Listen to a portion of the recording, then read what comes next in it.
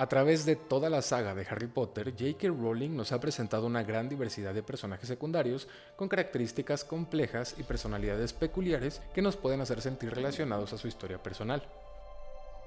Uno de mis favoritos es Remus Lupin, presentado en el tercer libro y su contraparte cinematográfica dirigida por Alfonso Cuarón. Su aspecto descuidado, su conocimiento y habilidades mostradas desde el primer momento que lo vemos dormido en el tren, envuelven un carácter misterioso que se complementa con sus periódicas desapariciones durante el año escolar. Para interpretarlo, el actor David Thewlis recibió de Alfonso Cuarón una dirección muy interesante. Le describió el personaje como un adicto gay. Cuarón, que en ese momento no conocía el futuro del personaje, había deducido que Lupin era homosexual. Pero Lupin, aunque en el canon no es homosexual, sí guarda un secreto. Con la luna llena se convierte en un hombre lobo y en una persona ajena a la normativa social. Así que hoy quiero examinar con ustedes las narrativas queer que rodean a este personaje, la homofobia como un miedo real de la sociedad en la que vivimos y cómo nos vemos a nosotros mismos en la pantalla para reconocer las implicaciones de las historias LGBT que nos cuentan, explorar cómo enfrentamos nuestros miedos y encontrar una solución para vencerlos. Veamos entonces Harry Potter y el prisionero de Azkaban.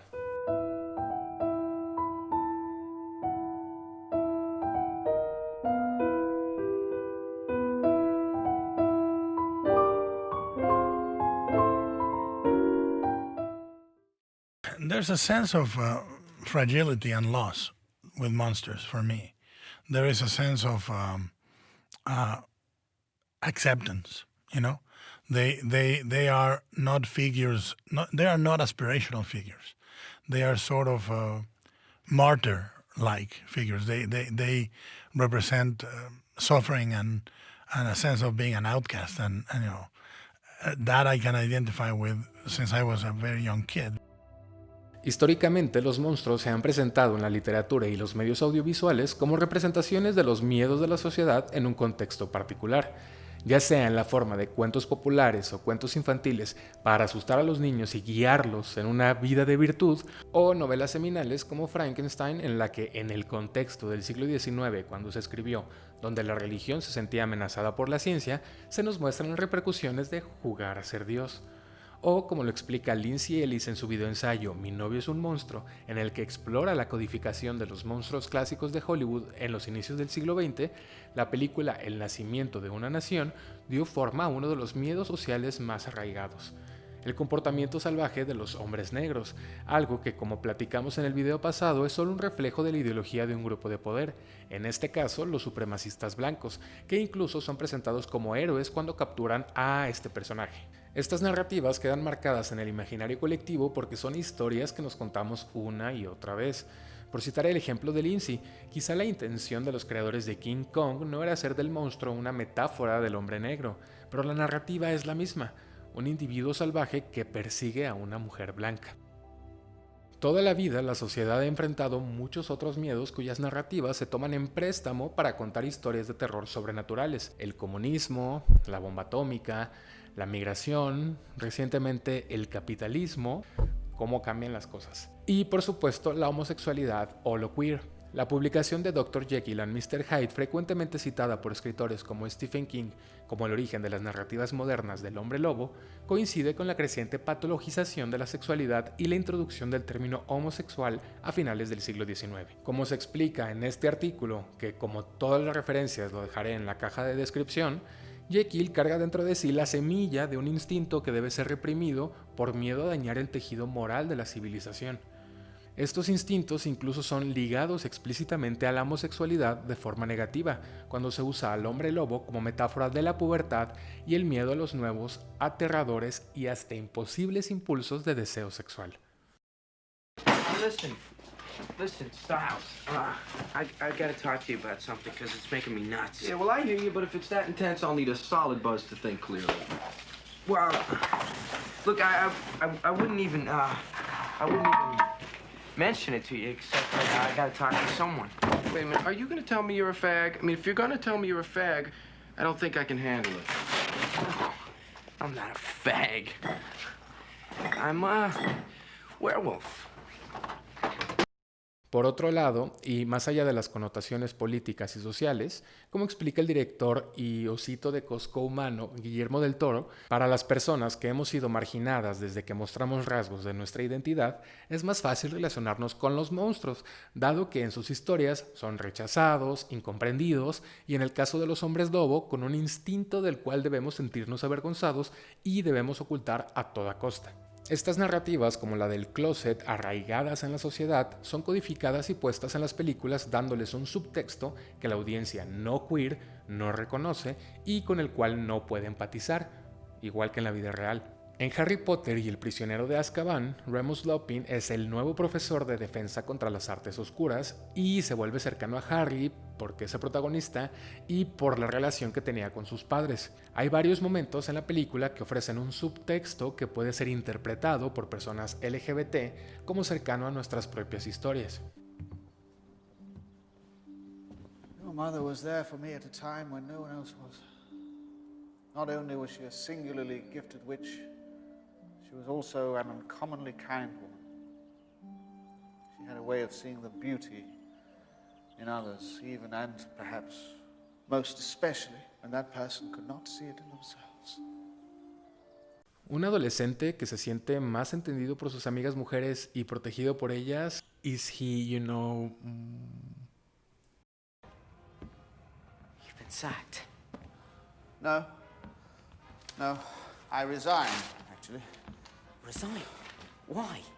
Well, it seems that somebody let slip the nature of my condition. This time tomorrow, the owls will start arriving, and parents will not want someone like me teaching their children. But Dumbledore... Dumbledore has already risked enough on my behalf. Besides, people like me are, let's just say that I'm used to it by now. No necesita más explicación, ¿cierto? Y por supuesto, la favorita de los fans. Now, if you'll excuse us, Remus and I have some unfinished business to attend to. Give me a reason. I beg you. Severus, don't be a fool. He can't help it, it's habit by Sirius, now. be quiet! Quiet yourself, Remus! Listen to you two quarreling like an old married couple. El fanfiction se ha convertido en un escaparate para que las personas con una sexualidad no representada en los medios masivos de comunicación, como mujeres heterosexuales y personas queer, puedan apropiarse de las historias del mainstream y reinterpretarlas según su propio deseo. La pareja Remus Lupin-Sirius Black, conocida en el mundo del fanfiction o de los shippings como Wolfstar, es una de las más populares. Basta con que googleen esa palabra para darse cuenta de su enorme legado. Los fans apelan a la compatibilidad canina del animago Sirius, que se convierte en perro, y del hombre lobo, así como a varios momentos mostrados en las películas y los libros. Estos momentos de la ficción que muestran la relación entre estos dos personajes de maneras, digamos, no convencionales, cercanía física, complicidad, protección, libre expresión de los sentimientos e incluso intimidad y tensión sexual, alimentan las fantasías de los fans, aunque nunca se menciona explícitamente una atracción romántica o sexual. La representación de la pareja Sirius-Lupin no ha sido la única ni la última que es acusada de queerbaiting. No tan recientemente, con la publicación de Harry Potter y el legado maldito, los protagonistas Albus Severus Potter y Scorpius Malfoy tienen una relación similar que tampoco evoluciona. No obstante, para el autor es muy importante dejar clara la sexualidad de los personajes. Lupin se enamora por primera vez, según Pottermore, de Nymphadora Tonks, una bruja transformista, metamorfamaga, y esta tienen un hijo y todo, y ambos mueren. Gracias a la constante expansión de este universo, ya que lo que diga la autora a través de tweets, entrevistas y el sitio Pottermore se considera canon, la comunidad LGBT sí tiene un representante, Dumbledore, el director gay menos cool de la historia de los directores gay. Que aunque J.K. Rowling hizo pública su relación de juventud con el mago oscuro Gellert Grindelwald, hasta el momento no se ha tocado el tema en las películas precuelas de la saga, Animales Fantásticos, donde ellos son los protagonistas y están escritas para la pantalla por ella misma. A muchos les sorprendió esta declaración, ya que en ningún momento se encontró un subtexto tan claro como los anteriormente mencionados para este personaje. Incluso el actor que interpreta a Lupin lo mencionó en su momento. En 2016, J.K. Rowling publicó en Pottermore.com 3 cuentos cortos para ampliar las historias de algunos personajes, entre ellos Remus Lupin, y nos hizo saber que su intención siempre fue representar a través de él a aquellos con enfermedades que cargan con un estigma, como el VIH. La condición de licantropía de Lupin, ser un hombre lobo, fue una metáfora de aquellas enfermedades que conllevan un estigma, como el VIH y el SIDA. La comunidad mágica es tan propensa a la histeria y al prejuicio como la Muggle, y el personaje de Lupin me dio la oportunidad de examinar esas actitudes. Lamentablemente, la manera en la que se presentan los hombres lobo en el canon de Harry Potter es terriblemente perjudicial si esa era su intención. Lupin es encantador a pesar de su condición, que si se descuida pone en riesgo a todos los que lo rodean. Además, la comunidad de hombres lobo frecuentemente se ve relacionada con la magia oscura y con Lord Voldemort, específicamente uno de ellos llamado Greyback, que hiere intencionalmente, contagia su condición licántropa por gusto y hasta come niños. Si seguimos con esta metáfora, estos personajes en realidad perpetúan el estigma representando uno de los miedos de nuestra sociedad, que las personas con infecciones de transmisión sexual son desviadas sexuales e incluso violarán a los inocentes simplemente para transmitir su condición. Voy a hacer una pausa aquí solo para dejar claro una cosa antes de continuar, aunque esta no sea la intención del video, pero creo que es importante ponerlo sobre la mesa por si alguno de ustedes no cuenta con esta información. Vivir con VIH no te hace un desviado sexual, ¿ok?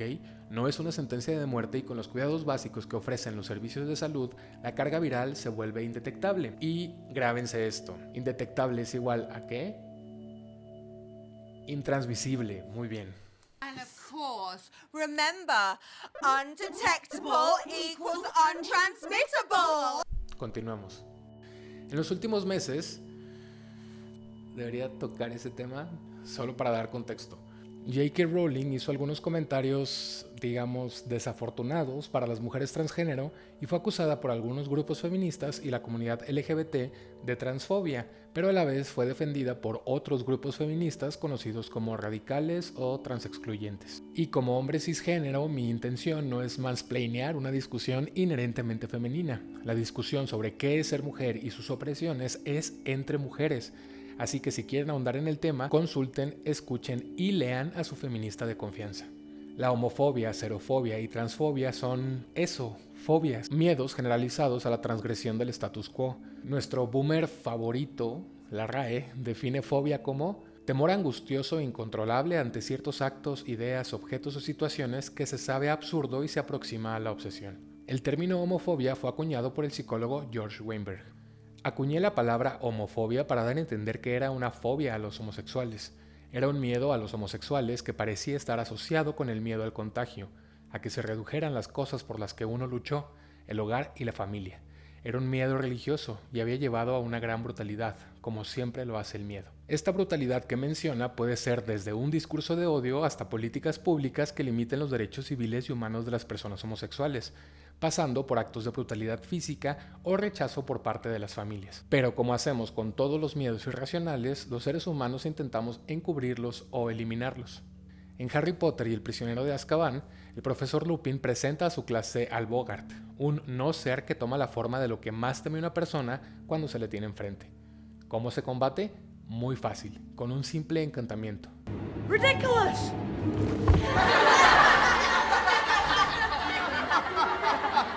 De esta manera, el objeto del miedo se convierte en algo ridículo, pierde su poder atemorizante y regresa a su closet. La investigadora María Dolores Pérez Grande de la Universidad de Salamanca menciona esta acción como una pauta educativa para evitar los trastornos del miedo en los niños. Desmitificar el objeto que asusta a través de la ridiculización o la minusvaloración. Pero ¿qué sucede cuando el miedo no es un miedo infantil, sino uno social, de adultos? ¿Qué pasa si el miedo es a una comunidad o a un grupo de personas? Lo mismo.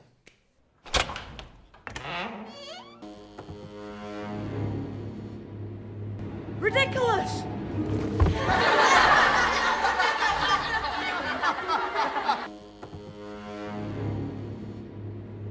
Ridiculous!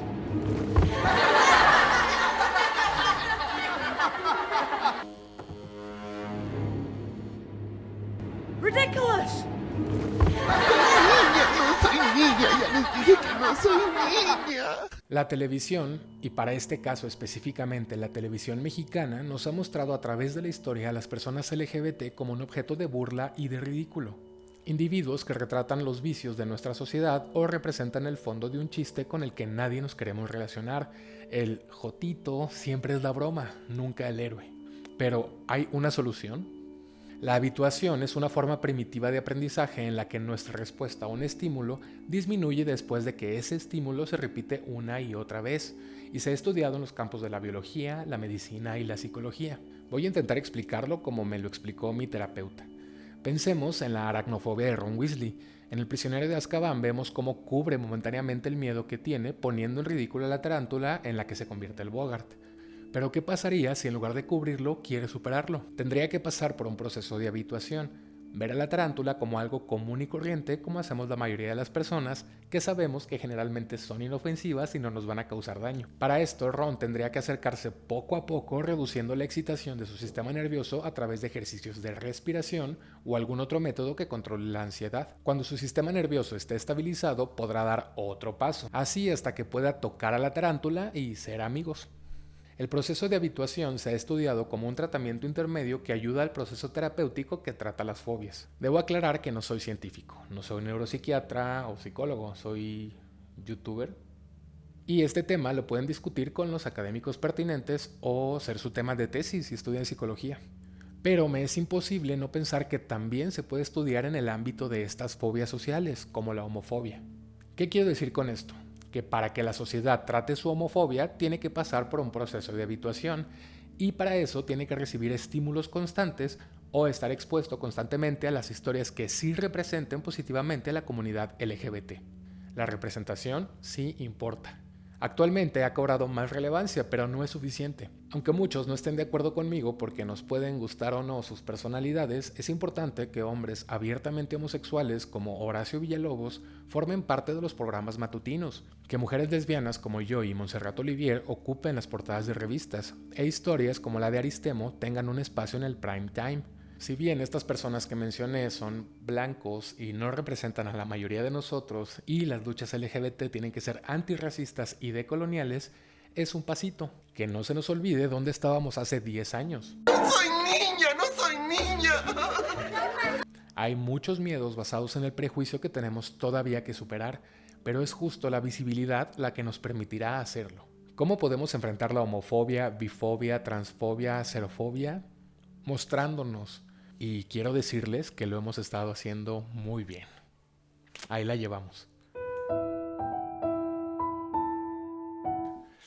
Hola de nuevo, muchas gracias por ver este video que como saben es patrocinado por mí y estas ojeras, así que denle like, es importante. Suscribir, campanita y todo eso. Sus comentarios son siempre bienvenidos, los leo todos porque son poquitos, así que no sean muy duros. Y lo más importante, compartir. En Facebook, en Twitter, en WhatsApp y en Instagram. Si quieren pueden grabar una historia de la pantalla en este momento. Este fue mi segundo video, pero si ustedes se suscriben, yo me desvelo con todo gusto para investigar, escribir y grabar otro. El video pasado tuvo una respuesta maravillosa, de verdad. Hace que valga la pena intentar esto, saber que al menos hay una persona allá afuera, que yo sé que no es una, que quiere discutir de estos temas y encontrar otro enfoque en las películas que nos gustan. Muchísimas gracias a todos los que se tomaron el tiempo de verlo y darme sus opiniones y su feedback. Si no me conocen o no me habían visto antes y quieren compartir sus argumentos conmigo, síganme en mis redes sociales, donde casi nunca subo nada, pero ahí viendo y leyendo estoy todo el día.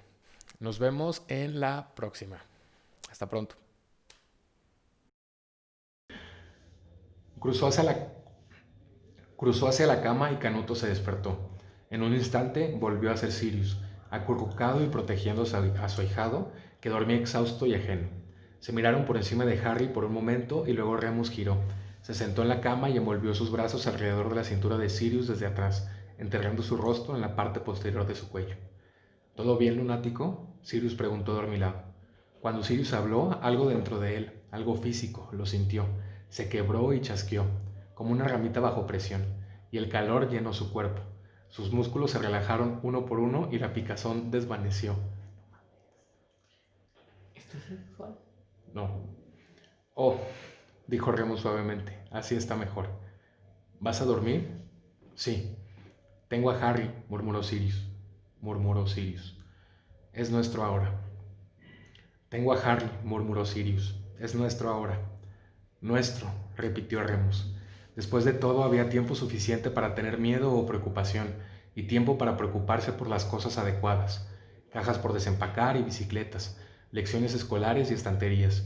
Tiempo suficiente para convertir una casa en un hogar, para crear a Harry para que sea un hombre. Su casa, su Harry. Pronto la casa quedó en silencio, mientras dormían, y la luz... No. Pronto la casa quedó en silencio mientras dormían, y la luz dorada del sol llenó el jardín, el río y la arboleda.